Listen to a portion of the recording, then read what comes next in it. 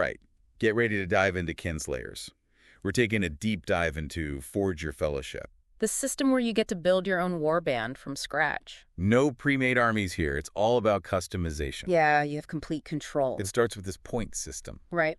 You get 10,000 points, and you get to spend them on your units, with the exception of your leader, Right. which I'll talk about a little later. Yep. Every unit has a cost. Yes. So you have to really be smart about how you spend those points. Absolutely. It's like assembling a fantasy dream team. Yeah. But instead of athletes, you're drafting warriors and mages. And some really, really unique specialists. Yeah, you gotta find that balance. Okay, so let's talk about those units. Okay. You have 5 core unit types. Infantry, ranger, lancer, cavalry, and mage. Each one brings something different to the battlefield.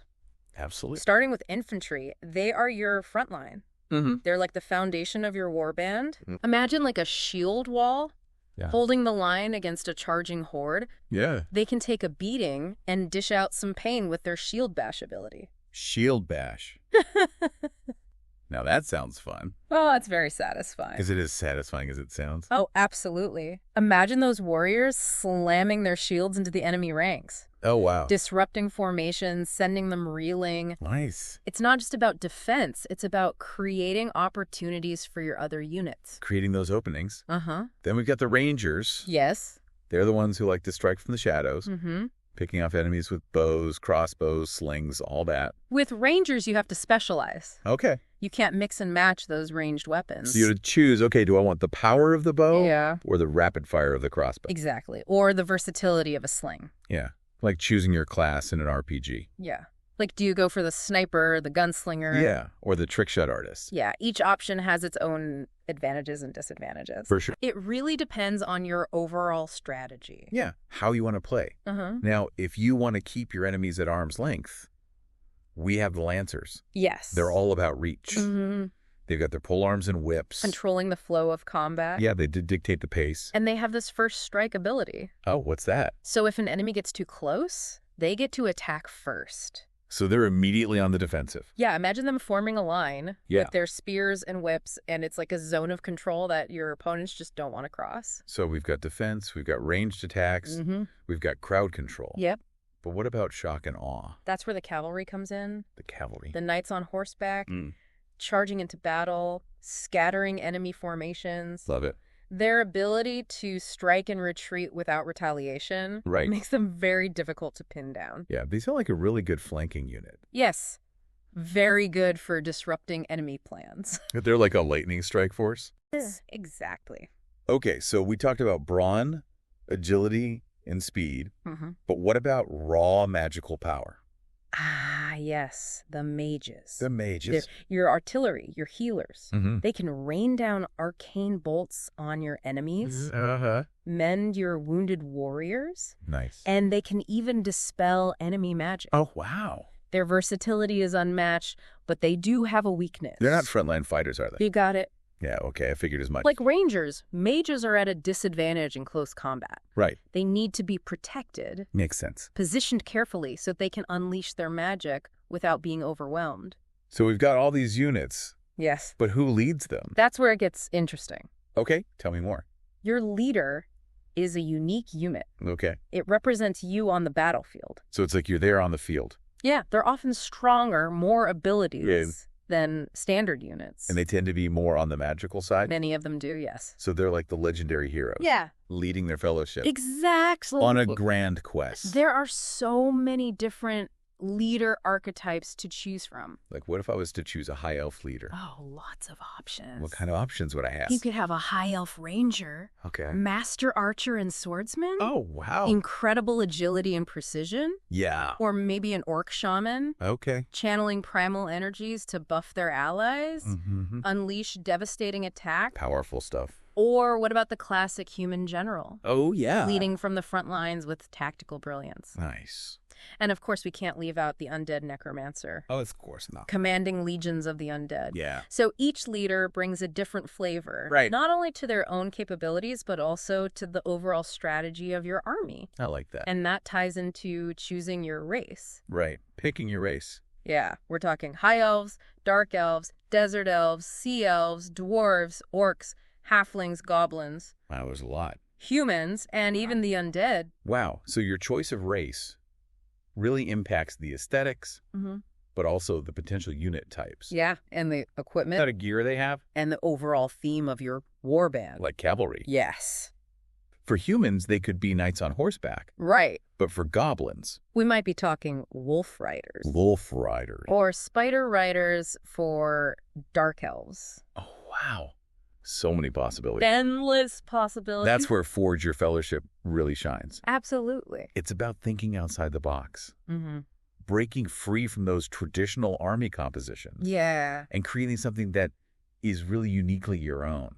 Do you want a noble band of high elf warriors? Oh. Cunning band of goblin raiders? Or a terrifying legion of the undead? Right, you get to choose. It's all up to you. But this is where the point system comes back into play, right? Yes. You can't just draft an army of all high-tier units? Exactly. Each unit falls into a specific tier. Okay. And that determines its cost. So tier 1 units like rangers, infantry, and lancers, they cost 1,000 points each. Okay. Tier 2 units like cavalry and mages cost 12,250s. So you have to make those tough choices. Right.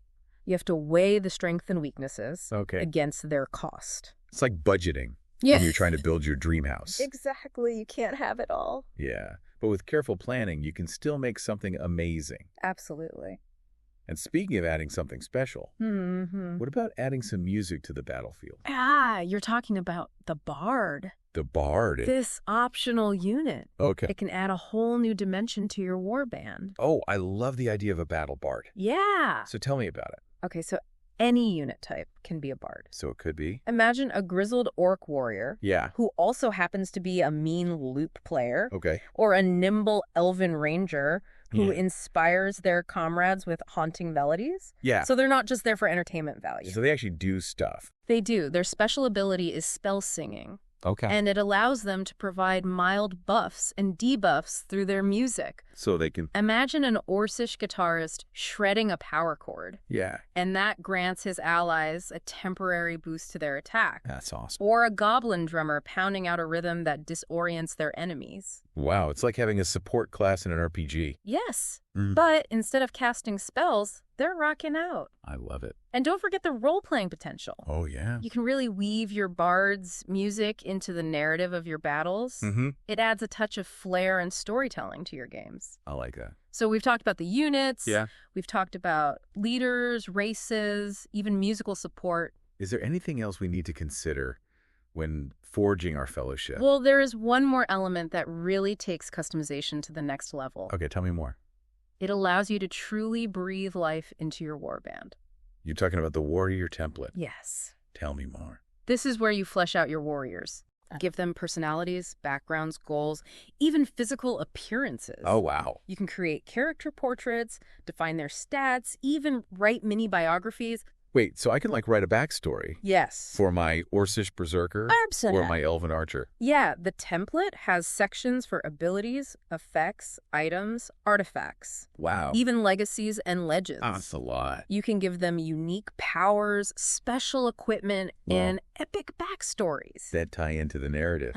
This is incredible. It's like a mini character creation system within the game. I love that. And it all ties back to that Forge Your Fellowship concept. Yeah. It's not just about building a fighting force. Right. It's about creating a band of brothers. A fellowship. Yeah, or sisters, or goblins, or undead. Right. It's a group of individuals with their own stories, motivations, and destinies. I love that. Yeah. So it sounds like the warrior template is where the real magic of Forge Your Fellowship happens. Yeah. It's not just numbers and stats. No, it's about breathing life into that warband. Giving them depth, personality. Truly one of the most rewarding aspects of the system. I can imagine. You create a warband that's strategically sound, right, but also rich in narrative. It's got a story to tell. A force with a story. So we've been exploring all these options, and it's clear Forge Your Fellowship is about so much more than picking units and sending them into battle. It's about strategy, creativity. It's a tapestry. It is creating a warband that is a reflection of you. Yeah. Your vision. Your play style. That's what makes it so compelling. It is compelling. The freedom to experiment, to try out different combinations, to break the mold. Yeah. And forge something truly special. Yeah, it's like you're not just playing a game. You're creating a world. Yeah, you're breathing life into these characters. Giving them a purpose, a history. A destiny. And as you delve deeper into the game, yes, you discover this rich world. Filled with lore and history. You encounter ancient prophecies. Wow. Forgotten Rowan's legendary artifacts. That's so cool. You face off against fearsome monsters. Okay. Cunning rivals. Right. Even the forces of darkness. It sounds epic. It is an epic journey. And through it all, you have your fellowship by your side. Your band of brothers, sisters, goblins, undead. You're always there. Ready to face any challenge. I like that. And as you guide them through these trials, you forge not only a fellowship, but a legend. It's like your choices, your strategies, your stories. They shape the destiny of your warband. And leave their mark on the world of Kinslayers. That's what I love about these tabletop games. It's that sense of shared storytelling, that we're building something together, creating a world. That feels alive. Yeah. And Forge Your Fellowship just takes it to another level. So it takes it up a notch. It empowers you to be the architect. Yeah. Of your own destiny. The author. Of your own epic tale. So before we get too carried away, let's circle back to some key takeaways. For anyone who's ready to start forging their fellowship, what are the essential things? The essentials. What do they need to keep in mind? First and foremost, customization. Okay. It's at the heart of this. It's all about that customization. You have the power to create a warband that is truly your own. It could be anything. Yeah, from the race. To the unit types. To the personalities. The backstories of your warriors. Don't be afraid to experiment. Try out those different combinations. Let your imagination run wild. There's no wrong way to do it. No, there isn't. It's all about what works for you. Right. What fits your play style. Your creative vision. Yeah. And speaking of play style, we need to remember that balance and strategy are still important. They are. Crucial to Kinslayers. That point system is there. Right. To make sure things are balanced. No one's too powerful. Right. You'll need to consider the costs and benefits of each unit. Of each unit type. Their strengths and weaknesses. To create that force that is effective. Right. And versatile. So as tempting as it is to just load up with your favorite units, you got to think strategically. Make sure your warband has that good mix. Of offense and defense. Right. And don't forget about the synergy between your units. Synergy is key. Some units work better together.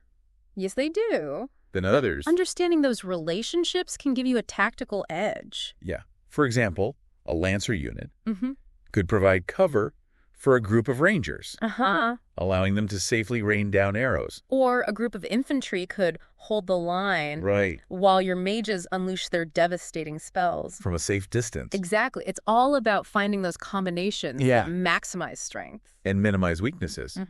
Now, we talked about the core unit types. Yes. But we can't forget about that optional unit, the Bard. The one that adds a whole new layer of tactical depth and personality. Yeah, don't underestimate the power of music. And song. To turn the tide of battle. I'm imagining my Orcish Bard.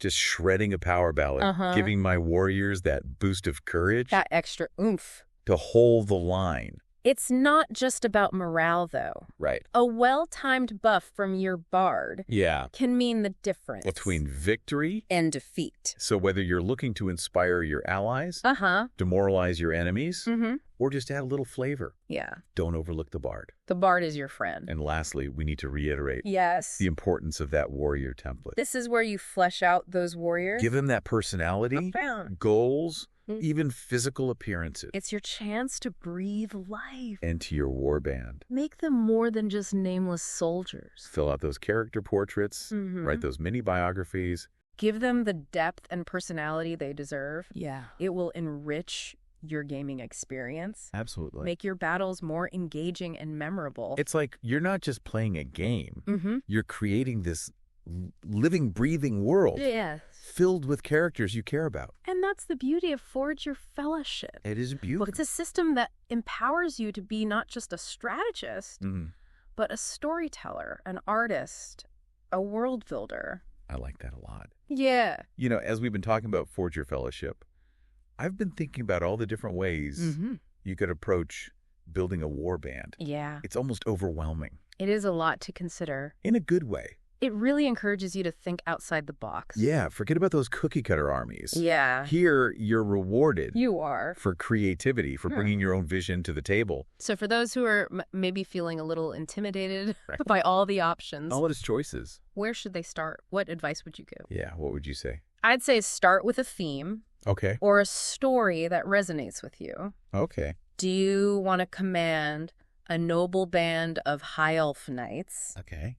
Or a cunning crew of goblin pirates? Oh. A shadowy cabal of necromancers? Or maybe something completely off the wall. Yeah. Like a troupe of traveling halfling entertainers. Okay. Who also happen to be expert swordsmen and archers. That's the beauty of it. Yeah. There are no limits. You can do anything. Once you have that core concept, then you can start thinking about the specific units, abilities, equipment. That best represent that theme. Exactly. So it's not just about picking the strongest units. It's about choosing the units that fit the narrative you're trying to tell. Exactly. And that's where that warrior template comes in. Right. It's not just about assigning stats.